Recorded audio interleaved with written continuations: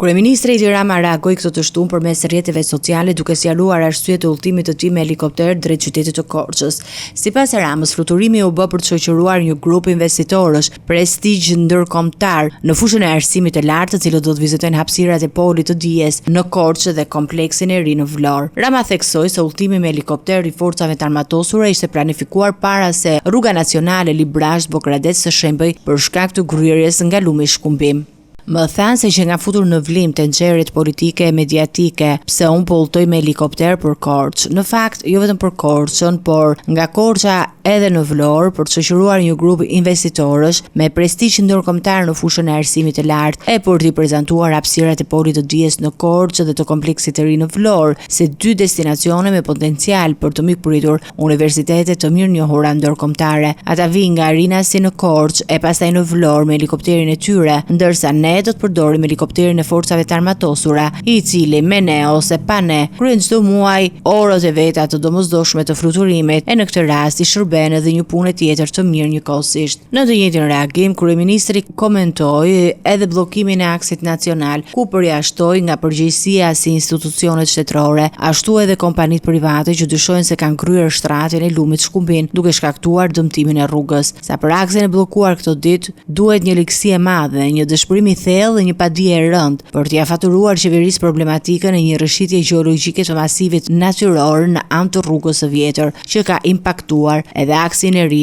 por që ka zero lidhje me ndonjë përgjegjësi profesionale a teknike të projektuesve, zbatuesve apo autoriteteve përkatëse. Rama e mbylli reagimin duke sjellë si shembull rrëshqitjen masive të tokës në Itali për të ilustruar idenë e tij se ajo çfarë po ndodh në rrugën Librazh-Bogradec nuk është asgjë tjetër veç se një fatkeqësi natyrore që po përdoret politikisht nga politika dhe mediat. Autoriteti rrugor vijon monitorimin e situatës dhe po punon për gjetjen e një zgjidhje emergjente për qarkullimin e mjeteve, ndërsa qytetarët këshillohen të përdorin rrugë alternative për të shmangur vonesat.